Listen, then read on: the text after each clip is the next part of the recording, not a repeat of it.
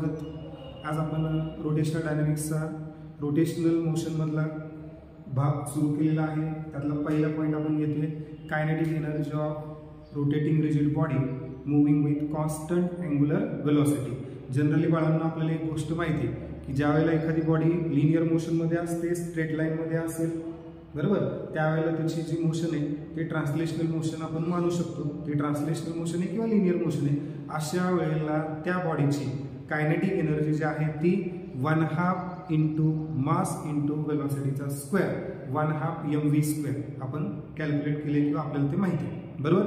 पण ज्यावेळेला body rotational मोशनमध्ये असेल त्यावेळेला त्या बॉडीची जी कायनेटिक एनर्जी आहे ती त्याच्यापेक्षा वेगळी असते, कारण रोटेशनमुळे त्या ठिकाणी इनर्शिया इंट्रोड्यूस केला जातो.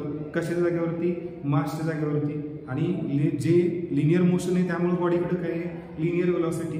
जर बॉडी रोटेट होत असेल तर रोटेशनलमध्ये काय असणार आहे? त्याच्याकडं अँग्युलर वेलोसिटी म्हणजे त्याची कायनेटिक एनर्जी 1/2 mv² नसून ती 1/2 I⍵² असते. पण ते आपल्याला काय करायचं? कॅल्क्युलेट करायचं. चला, जास्त वेळ घालवत नाही, सगळ्यांनी व्यवस्थितपणे लक्ष द्यायचं इकडे. चला पुढं पहिल्यांदा आपण काय कन्सिडर करतोय की ही एक रिजिड बॉडी, बरोबर. रिजिड बॉडी म्हणजे काय? रिजिड बॉडी कशाला म्हणायचं? आपण शिकलोय ते body whose does not change their shape with the large amount of force applied on it. एखाद्या बॉडीवरती तुम्ही खूप जास्त फोर्स लावला आणि तरी सुद्धा त्याचं काय होत नाही, त्याचे डायमेन्शन्स, शेप आणि साईज काय होत नाही, चेंज होत नाही. त्या बॉडीला आपण काय म्हणतो? Rigid body. अशी रिजिड बॉडी आपण कन्सिडर केली. ज्या रिजिड बॉडीचे जे पार्टिकल आपण वेगवेगळे कन्सिडर केले तर प्रत्येक पार्टिकलचं मास काय वेगळं आहे, बरोबर. आता एक गोष्ट लक्षात ठेवा, ज्या वेळेला तुम्ही रिजिड बॉडी कन्सिडर करताय त्यावेळेला ती रिजिड बॉडी अशा कंडिशनमध्ये आहे की ज्याची अँग्युलर वेलोसिटी कॉन्स्टंट आहे, बरोबर. म्हणून आपण असं इथं लिहिले बघा, body moving with constant angular velocity, बरोबर. अँग्युलर वेलोसिटी कॉन्स्टंट आहे, बट प्रत्येक जो पार्टिकल आपण कन्सिडर करतोय त्या बॉडीचा प्रत्येक पार्टिकल त्याची लिनियर वेलोसिटी जी आहे ती डिफरंट आहे. लिनियर वेलोसिटी ऑफ मूव्हिंग किंवा rotating body is different for different particle, but it's angular velocity is constant, बरोबर.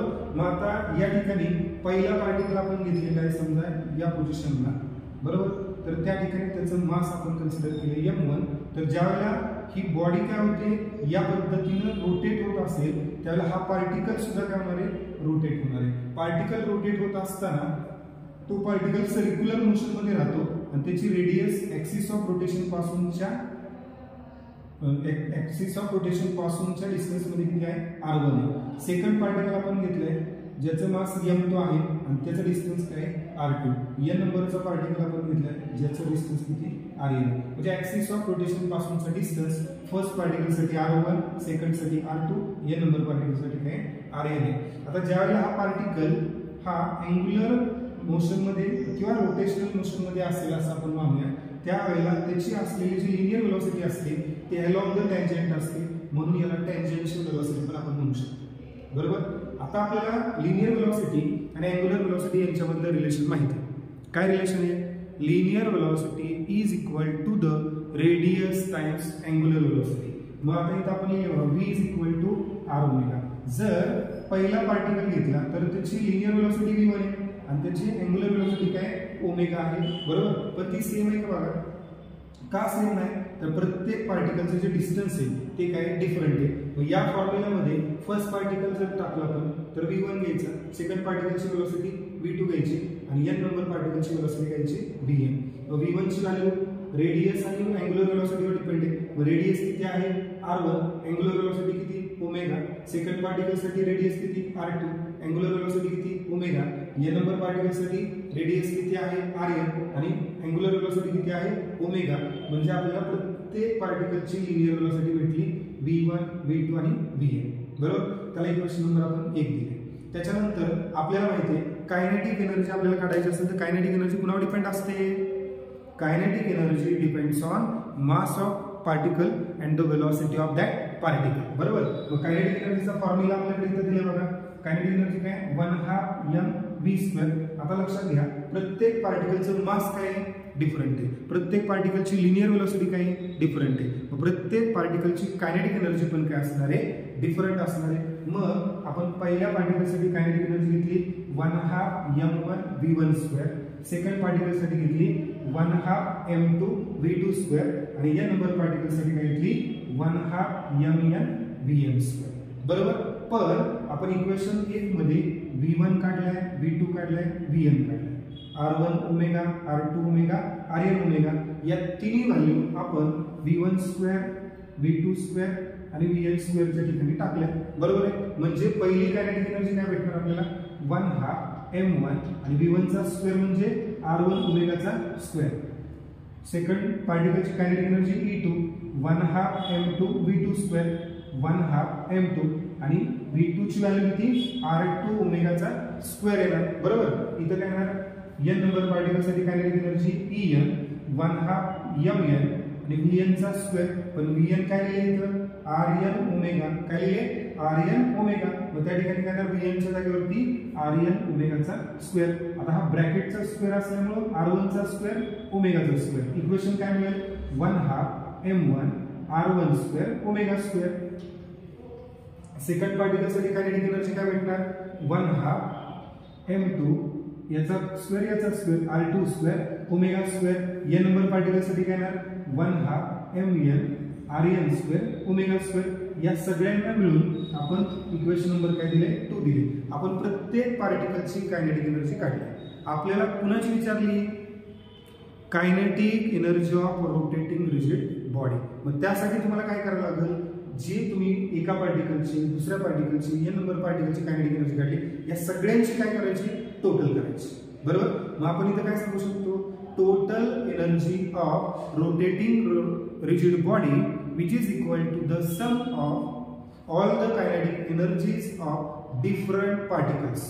बरोबर. सगळ्यांची काय करायची बेरीज. म्हणून आपण तिसरा पॉइंट इथं दिला बघा total kinetic energy is equal to kinetic energy of first particle, kinetic energy of second particle plus dot dot dot plus kinetic energy of n number particle. From equation 2 we can write E is equal to 1/2 m1 r1 square omega square 1/2 m2 r2 square omega square plus dot dot dot plus 1/2 mn rn square omega square is equal to. आता या ठिकाणी फक्त काय करायचं बघा इथं omega square आहे 1/2 omega square 1/2 omega square. सगळीकडे आपल्याला काय दिसते 1/2 आणि ओमेगा स्क्वेअर काय कॉमन आहे. बरोबर का. मग ते बाजूला घेतलं एक 1/2 इकडच्या बाजूला घेतले आणि सेकंड ओमेगा स्क्वेअर आपण पलीकडच्या बाजूला घेतले. मग आता हे बघा 1/2 गेलं ओमेगा स्क्वेअर गेलं काय राहिलं m1 r1 स्क्वेअर. इथं काय राहिलं m2 r2 स्क्वेअर आणि इथं काय राहिलं mn rn स्क्वेअर. बरोबर आहे का. आता हा जर पूर्ण ब्रॅकेट व्यवस्थित जर तुम्ही पाहिला तर तुमच्या एक गोष्ट लक्षात येईल की आपण सुरुवातीला इनर्शियाची डेफिनेशन पाहिली. Moment of inertia of a body about any axis of rotation is defined as the sum of product of its mass and square of perpendicular distance from the given axis of rotation. म्हणजे ही जी पूर्ण term आहे ती summation मध्ये आहे. या पद्धतीनं summation mi into ri square. हे काय आहे moment of inertia of that body. बरोबर. मग हे 1/2 तसंच याला आपल्याला काय म्हणता येईल मोमेंट ऑफ इनर्शिया i आणि अँग्युलर स्पीडचा काय म्हणतो स्क्वेअर. आणि ही जी बॉडीची तुम्हाला कायनेटिक एनर्जी भेटली ही कुठल्या बॉडीची आहे रोटेशनल मोशन मध्ये असलेल्या बॉडीची.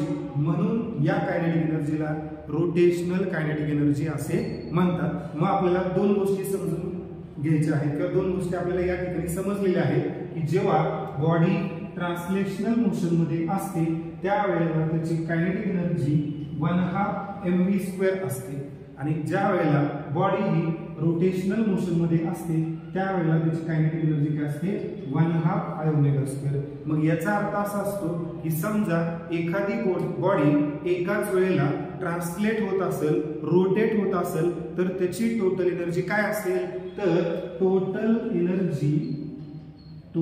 Energy of rotational body and translational body ही काय असणार आहे तर